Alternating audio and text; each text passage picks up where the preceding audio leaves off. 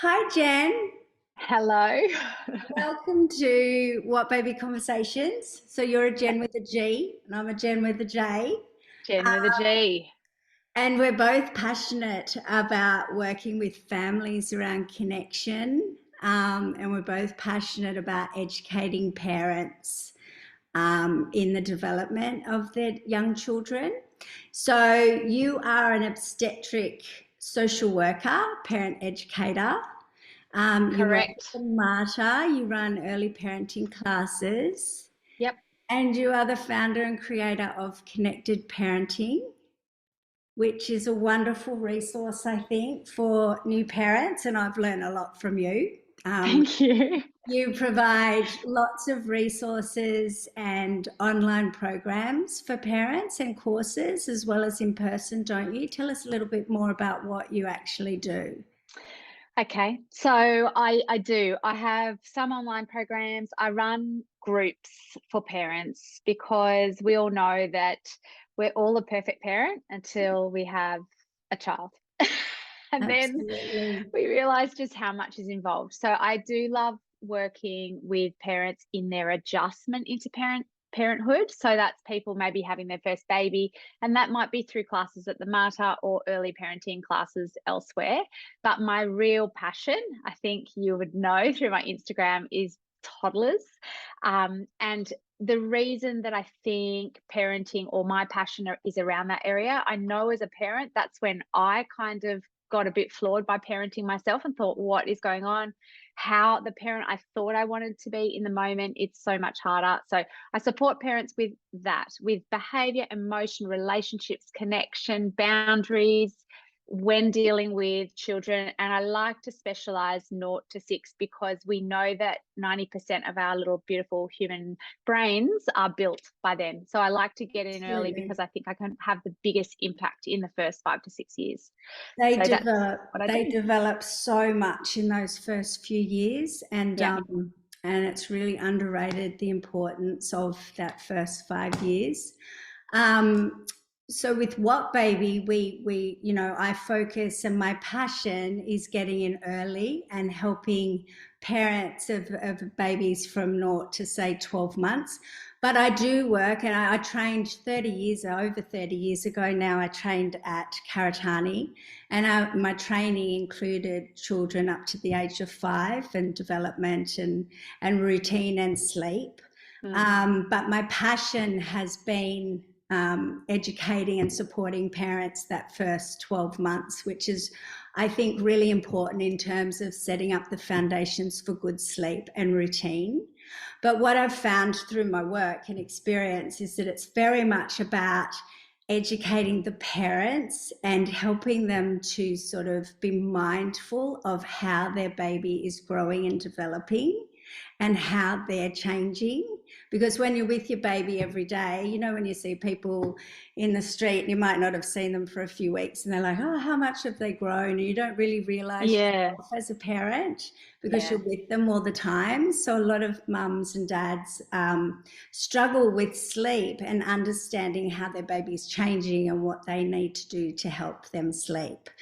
But Yeah. I'm really excited to talk to you because obviously my resources sort of go up to, or what I've had time to create is up to 12 months. And then I have so many of my What Baby families who are like, well, what do we do now that our child's over 12 months? And can you write a toddler Bible and create new resources? And I really do wish I had the time. And I do work with babies and children up to the age of about 2 or 3. But it very much changes and moves from sleep to behavior.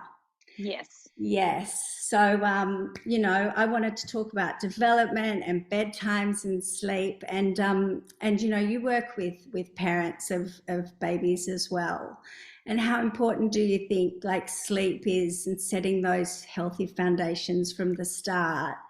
How important is that sleep in terms of children's behaviours as they get older?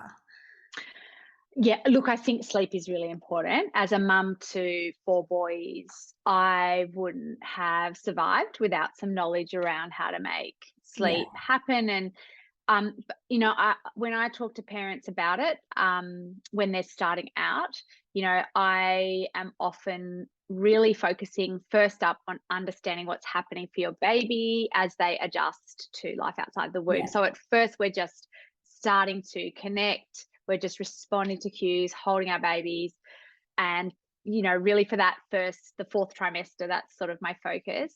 And Yeah. then it's about looking, I think, at who you are and what you're going to need. So you may be a person for whom you're able to go with the flow and not like learn much about sleep, but I think most of us go a lot better with having a bit of routine and rhythm around sleep. And my knowledge of babies is they love it. They love it, and they like knowing what's coming next. I know with my 4 boys, I would, by about 4 to 5 months, I would hold up the swaddle, or like actually a bit younger than that, maybe if I was swaddling, but I would hold up the wrap or the sleep suit they were going to go to bed in, and they would yawn. And it was almost like they know, oh yeah, I know what's coming next. It's that beautiful cue. So I've seen the difference for my babies, and we've talked. So I do think it makes a really big difference. I think it's really important. Yeah. And then, yeah, it's having the support and the knowledge. I don't think it's innate knowing, okay, at what point do I start doing this, or no, not know, how do I do that? And I think that's because the village has changed, and that's why we need people like you. And I'm always really glad when I'm in my classes, I'm always like, here are some good resources. And, you know, you're definitely always one of them, because having someone that can tell you and guide you within, you know, your realm of what works for you makes such a difference. So yes. Yeah, absolutely. And that's the thing. It's about, you know, there's a real thing like with crying, obviously, with babies and the way that they communicate. And that's what I do, and that's what I teach, is how you as a parent can, it's not what you say to your baby necessarily, it's how you manage things is how they learn, because obviously they're not born with language. They tell us things through different ways and crying, but by the time our babies are growing and developing, and that's why I want to talk more about toddlers today, but you know, from 6 months moving forwards to 12 months, you know, we've got the sleep, the feeding covered, we've got, you know, they're used to their environment, they're developing, they're learning to play, they're becoming, they're you know, that cognitive development and physical development. And so, you know, we meet all of their physical sort of their needs in terms of like, you know, hunger and all of those sorts of things. So it's like, okay, well, why are they still crying when we put them in the cot, and that sort of thing. And so it's about sort of recognizing what they're actually saying and taking a step back and listening. And then as our children grow, they then develop language, right? So, you know, they might be just lying in the cot and they're crying because they're saying, I'm tired, I'm tired, I'm tired. And you're thinking they're crying because they need something. And so, you don't sort of take a step back and go, well, maybe you're telling me you're tired because you're not hungry and you're not this and you're not that. So you're tired. One of the things I really love to talk to brand new parents about is there's actually a word the French use, which is la pause. Do you know about this? I do. You know, of course you do. I do. But, you know, for me, I think if we could just introduce that pause from the very beginning, because, you know, as you would know, you know, there's so much that I would know from the perspective of what I do, which is behavior and relationships and emotion, 0 to 6, that we place an emotion on crying as adults that is not necessarily what's happening for our children. Crying is really healthy. And if we are responding with fear and anxiety every time our baby cries, we're misreading that cue.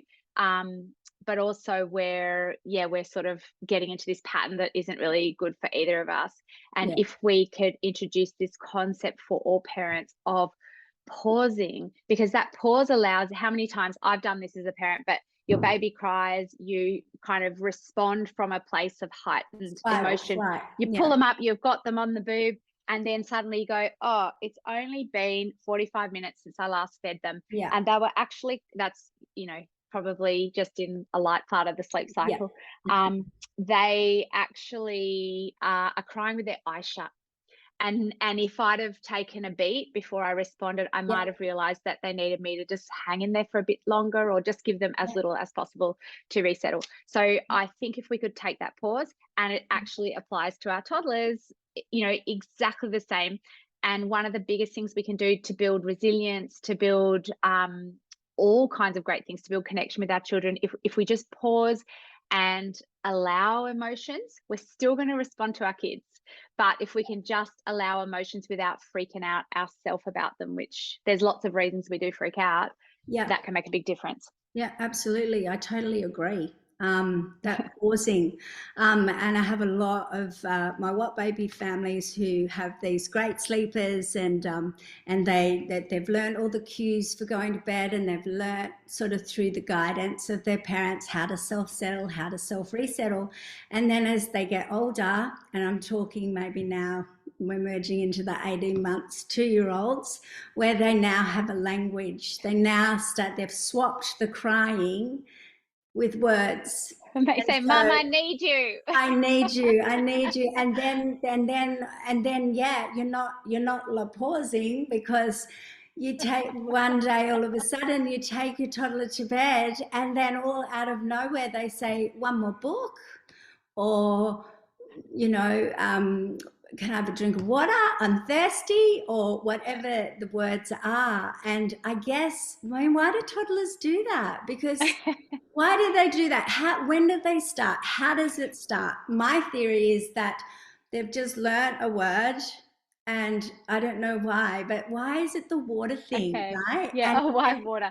the Because one with water, and what's that reaction from the parent? The same as when, well, this is how I see it, when they're a baby and they're crying, and the parent out of fight or flight, and that reaction, that reactivity, rather than taking a step back and really thinking about, well, are they thirsty? Are they, like, what is that? So then they react, and then the yes. child learns really quickly if I say that, and so then it becomes a habit. Would you Yes. Okay. agree? So, look, here's what I think. I think our kids come out of the womb and they are wired to connect with us, and they will seek that connection in any form. And they seek it where there's sun, their moon, their stars. So they learn to seek that connection in Yeah. any way. They might seek it through crying. They might seek it through hitting their sibling, or through asking for a million things at bedtime. So we've almost got to track back a little bit, and we've got to understand the why behind behavior before we can then deal with how you can set that Right. boundary, or how you might deal with it. Yeah. So the why is that our kids are wired to seek us out. And so when we think about what bedtime is for a little person, where they might have to separate from us, ideally for 8 to 12 hours, Yeah. if it all goes well, then it's always just before bedtime, in that transition process, that our kids will want to let out some emotions, and they might seek us out in order to do that. But what is so confusing is that a child may be asking for a 10th thing, not because they actually want those 10 One things, check. but they actually want to have the emotional release that might come from the moment the parent says, I know you really want another thing, Yeah, but but you can't. it is now bedtime, and Yeah. and this is where I so for the other thing about boundaries that we're doing as parents, is that it's not so much about what I can control in my, or can't control in my child. I can't make a person sleep. That's a biological process. That's my child's. That's for them to do. What I can do is decide what I will and won't do, or where my line is in terms of, I'm not getting another thing. So here is where my limit ends, and this is where it's bedtime, and then that's where we set that boundary in that moment. So it's really, I think it's important to understand that it is seeking connection, but it can be seeking the boundary that leads to a release of feelings. And so Right. when I'm working with parents, we're definitely wanting to fill that emotional cup. If we know that bedtime is a challenge where there might be requests for things, or where it starts to go wrong, we want to always fill that emotional cup. And we do that through literally just extra hugs, and through stories, through telling our child how much we love that little routine, and all of those things And that we do. routine and stick consistency, right? Yeah. Definitely being consistent, but delighting in it a little bit. And I know it's a hard time of day, but just getting down on the floor and playing for 10 minutes The before connection you do the teeth before you and the take them to bed. yeah, Yes. that can make such a difference. If that little cup is Yeah. full, our kids are less likely to seek us out in ways that we don't love. So you want to kind of do all that kind of thing, have Mm. your routine. Absolutely. If kids are struggling with routine, often I talk to parents about drawing it out. So I've got a little whiteboard here. It's covered in pictures of Shrek, but Yeah. Have a we will visual of it, sometimes yes. use that whiteboard to say, now, here is what is going to happen at bedtime Yeah. tonight. And we can even draw out that there will be 2 stories and we'll do our teeth and Yeah. kids love knowing what's coming. So we can do a little bit of that prep as well. And then it comes to your limits around what you will and won't do at bedtime. I get my kids one thing. They will often say, I want a drink of water. Yeah, suddenly we're so thirsty. I will get that, right? In the middle But of then winter, like. I've got that's my, at a certain point, or for me, it's where it is. I'm like, okay, and I understand you might suddenly think you want an apple, but I will have that on the bench for you to grab first thing in the morning. Yeah. and, then, Yeah. and and then sometimes your kids might, so then we've got that boundary, and I talk to parents about setting a boundary in 4 steps and how to do that. But Mm. then the next thing that comes from that is there might be some emotions, and we definitely don't, we're not just walking out and going, that's it. It can make a really big difference to say to our kids, I get it. You really want, and it might be that apple. You wanted the apple, and I've said no because it's bedtime. And that's really hard. I understand. We're still holding the boundary, but we're Mm. really letting them know that we understand the feeling. Mm. It's through that compassion, and that doesn't take forever. It's pretty easy to sit with your child and say, I get it. I get that this is hard. That's empathy. It's through feeling seen and heard that often, honestly, they're like, okay, great. And then it's a lot easier. So and I understand what you're saying. So say with like a 2-year-old, say, so 18 months to 2 years, it's kind of the way what I say to parents is, yeah, through the routine and through that quiet play before bed and making sure, that you're actually mindful through the routine. So at dinner time, you're mindful. Look, they're drinking, they're watered, they're fed. Yep. That through then, bath time, look, they're happy, they're calm. You've looked at how much they've slept that day, they're tired or overtired, so that you're mindful of what might be coming next in terms of their behavior or whatever. Or that when you put them to bed, you're putting them to bed from a confident place. You spend time with them during quiet play. You then take them in and do your bedtime routine and things like that. But then children that are 2 and under, I find that the more parents stay in there and have a conversation with them, Yeah. because they're feeling like all of a sudden, their child's behaving differently when they put them to bed, that then they suddenly feel like they're not a good parent, or that they've missed something, and they feel like they're hurting their feelings, or they're trying to fix the problem. Why are they crying all of a sudden when all day they were well, they're not teething, they're not sick, they were fed, they were whatever, but all of a sudden their behavior changes. So I'm more like, well, you don't want to get involved in a conversation. I always say you can negotiate with a terrorist, but a 2-year-old, if you spend too much time backwards and forwards, that your child actually starts to feel a little bit confused and a little bit Yeah. what's going on. So how much conversation do you have? And let's talk 2-year-olds rather than 3 or 4-year-olds, where they have a little bit more reasoning, right? But 2-year-olds, To be honest, even a 13-year-old, if our instinct, so in parenting, my philosophy is, whenever possible, let your child lead. Whenever necessary, take charge. okay. And really what you're talking about there, if we've got a 2-year-old and they're wanting more, or they're wanting to have a conversation or whatever, and our instinct, we've got to kind of turn on that instinct and say, first of all, is this, how do I know I'm in a boundary moment as a parent? The thought in my head is where I'm thinking, this isn't working for me.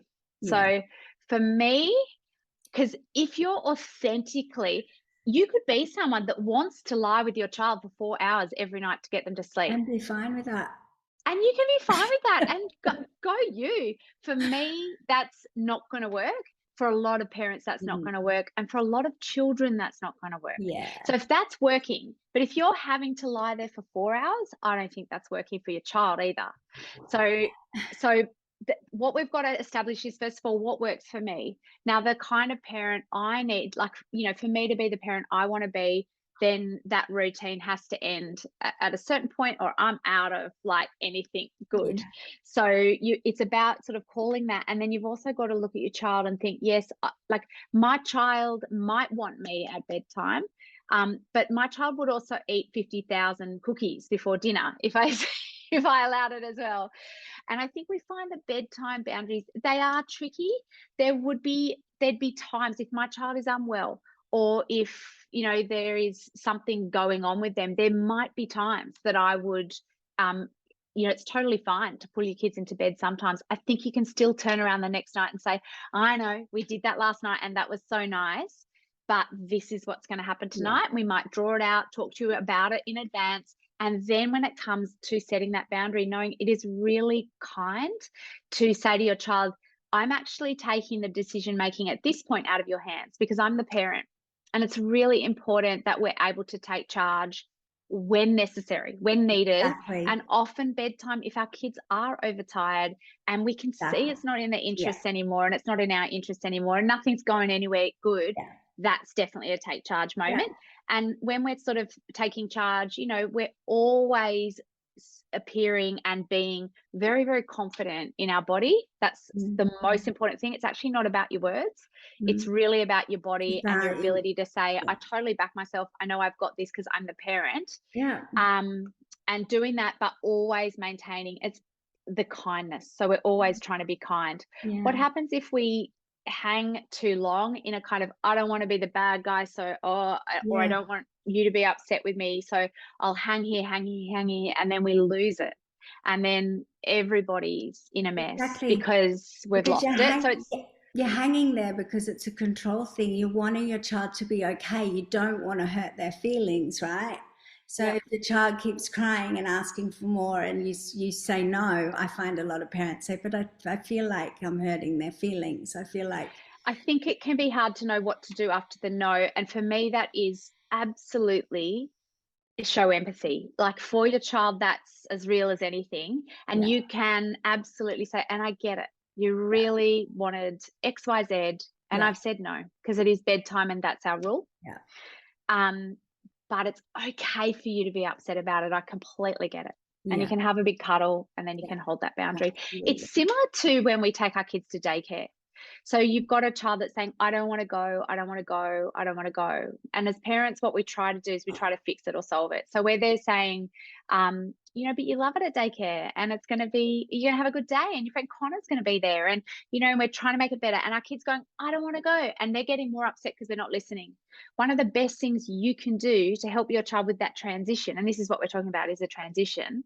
And it is about separation as well, with that transition to daycare, is to get right in their face and say, I hear you. You really don't want to go today. It can be so hard to say goodbye. I'm going to miss you too, but I can't wait to see you at pickup. And then you have a hug and then you say, okay, it's time to go in now. Do you want to hold my hand or should I carry you? And the boundary still comes, but because we've sat in that feeling and kind of gone, I get it, this is really hard. That seems to be what makes a lot of difference for our children. And if nothing else, it makes them feel really seen, really loved, really safe. And that all helps with any transition. So whether that be daycare or bedtime, it's the same thing for me. Yeah. Well, that really explains a lot. And yes, it is very much about being that empathetic parent, but then going, now it's time for me to say. So I always say, once you've said your stories and you've given your big cuddles and you've had your love, when you put them in, because I'm talking about children that's still going into a cot. So when you put them in the cot and you say night night, that's okay. You can keep coming back, but you have to show them that it's night night, that's it. And then the next morning, even though they might have been up and down all night, that you still praise them in the morning and say, good job, you stayed in your cot, or you know, good job, you had a good night's sleep, even though you might have been in several times through the night guiding them with that sleep. So yeah, it's hard as a parent to find that balance, but thank you for explaining that. And My thank you pleasure. for joining us. We're going to cut this episode now and come back with another conversation, part 2 with Jen. And yeah, we're going to talk about more about tantrums and boundaries. Yes, my Yeah. favorite. Okay. Let's talk soon. Thanks, Okay, Jen. bye. Bye.